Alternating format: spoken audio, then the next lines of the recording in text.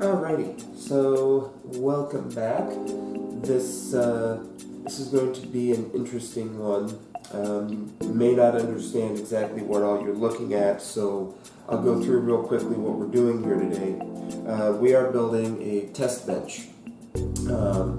And yes, there's some weird hardware choices. This is all stuff that I have currently in stock. And most everything in here except the motherboard and the power supply will be changing out all the time. So this is just what I have now to get up and running. Because I do have need for a test bench coming up in the near future, like next week. I have need for test bench. So what we are doing is we're taking the Prime Z370 that I have a video on this the last time I had it set up. So we're going to take the Prime 370, our blazing slow Pentium G 5400, which will eventually be swapped out to an i5 unless I get a ridiculous deal on an i7, but that's way down the road. Our normal installed memory will be 8 gigs of Corsair Vengeance LPX DDR4. We're going to start with our Zotac GeForce GTX 970, Thermaltake 700 watt power supply, and a SATA 2.5-inch SSD. Now the reason that we're putting this together today is because I finally was able to get my hands on an AM4 motherboard. I have a Strix B450F coming, and that will be paired with a 3700X that, excuse you,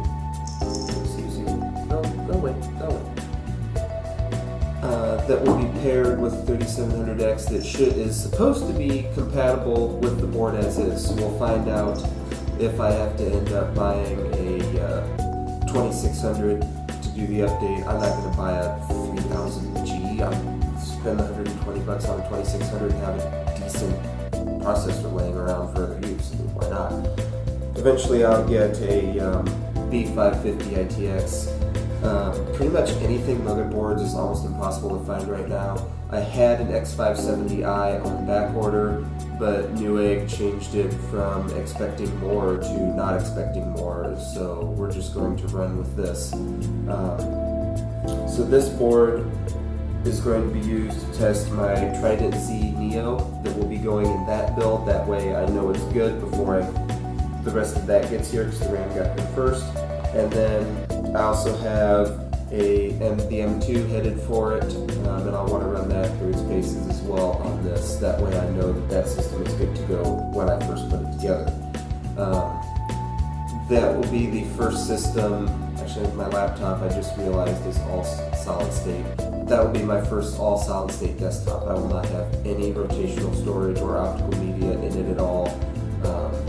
So it's not for gaming, so it's for editing and processing and that kind of stuff. So this is more in the direction that we're gearing it. So all NVMe is going to be awesome. That's probably going to be just as much of a noticeable upgrade for me as the higher processor.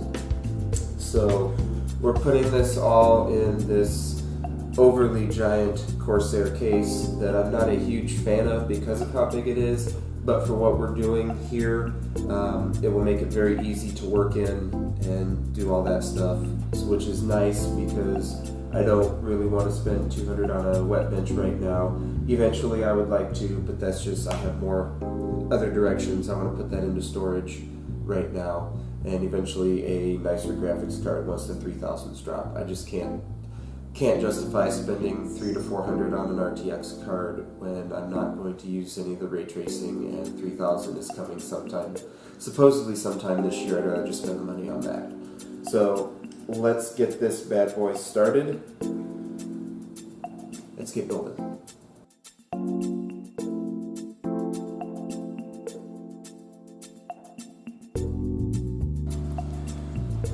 Alright, so as you can see, we are up and running.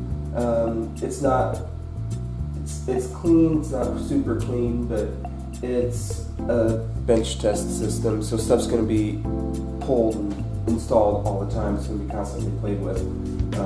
So yes, I'm aware this is not behind the motherboard, but it's too short to reach and it's not worth putting an extension cable in just because of how much it's going to be played with. So system booted up on the SSD's pre-installed version of Windows 10, so we're all good there.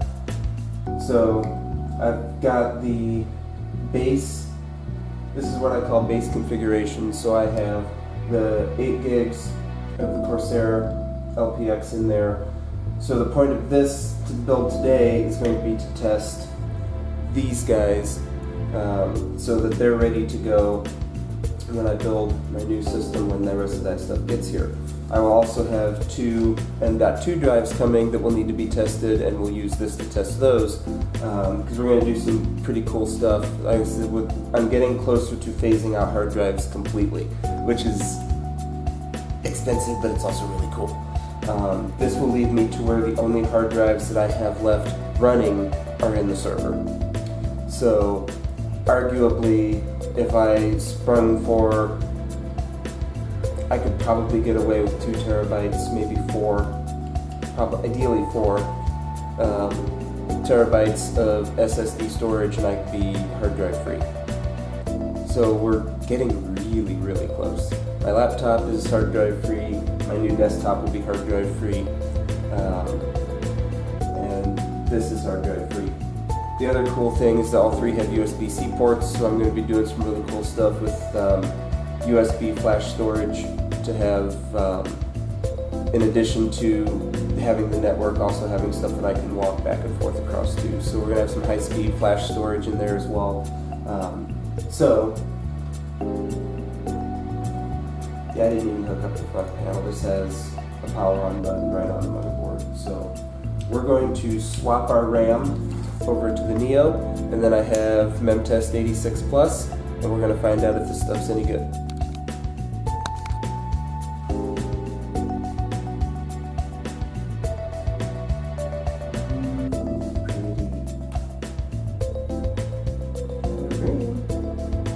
Close screen. Awesome! This is my first try with RGB memory of any kind. Alright. G.Skill 8192 MB 2133. I'm not sure what this motherboard actually. Profile 1 XMP DDR4 3603. Let's see if that runs. That is its rated speed. Let's try it. It is rated for 3600. That's cool.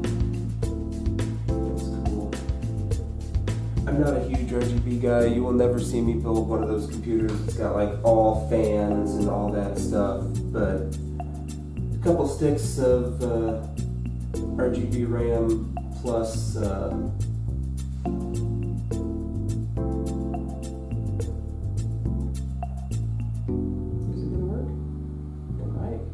it does. Cool. Plus the cooler, because I'll use the Prism cooler with my 3700.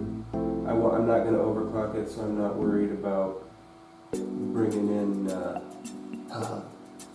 sweet, except that's not what I wanted it to do. Okay, let's see. Memory. DDR4 16GB, dual channel, 33.98, 3401 megahertz. I'm good with that. I don't know that this meant that this motherboard can even handle that speed. It's still only a 370 motherboard. So, cool. Alright, let's shut it down. We'll just make it easy and unplug the SSD. And then we'll put it through its paces in Memtest. See if it survives.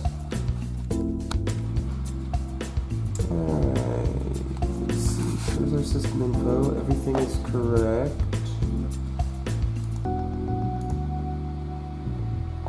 Selection.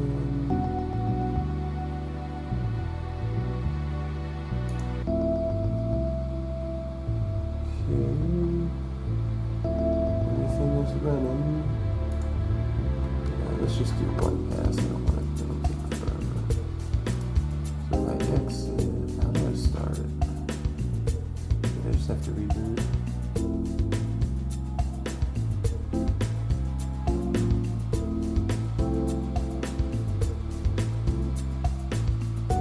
love stock fans. The funny thing is, if the processor is not running hot, it's more than within its operable range. But again, I'm not going to spend the money on a cooler until I get a nicer processor for it, because for what it's doing, the processor's really not going to be doing anything, so there's no point in dropping a bunch of money on it just to... Alrighty, let's rock and roll. We're going to let it run. The nice thing about this is that I know if I put this RAM into the new motherboard and I have a problem, that it's not a problem with the RAM itself. There's a compatibility issue or something else there. So that's the main point of doing this. It just makes it easier when I go to put the final build together, and it also makes cool content. So this is probably honestly going to run for a couple hours. So I will bring you back when it's done.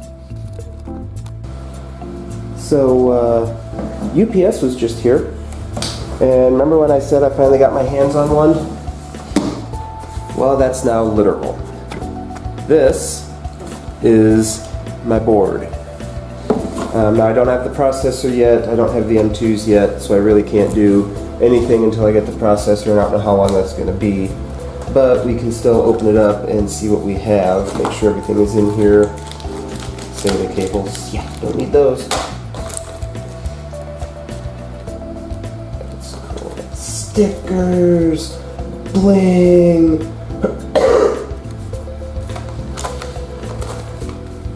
Extra M2 screws, that's nice. Tie downs, ooh.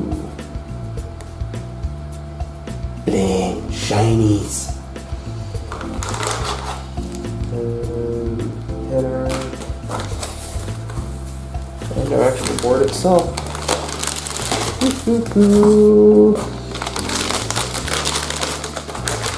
I would have loved to have built my system out of this, but it's just so hard to justify the cost of Intel processor with the performance of what AMD is putting forward.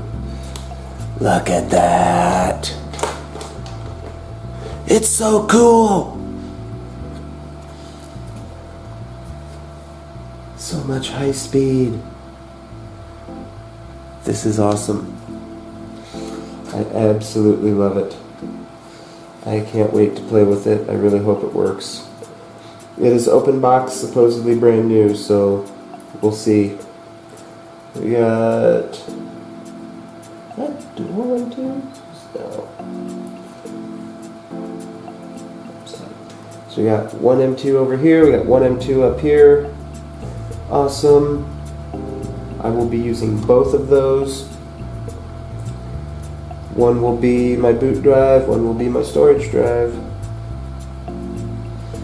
It'll be a little getting used to because I'm only going to have 1 terabyte of storage instead of the 2 that I'm used to. But if I don't download my iTunes movies to my computer, then it's not going to be an issue. Plus I've got 10 terabytes in the basement, so I just have to be more careful with my local storage. My digital movie collection is about 570 gigs. So as long as I keep it to just my music being downloaded, it'll be fine. Alright, so tests went through completed clean in about 3.5 hours.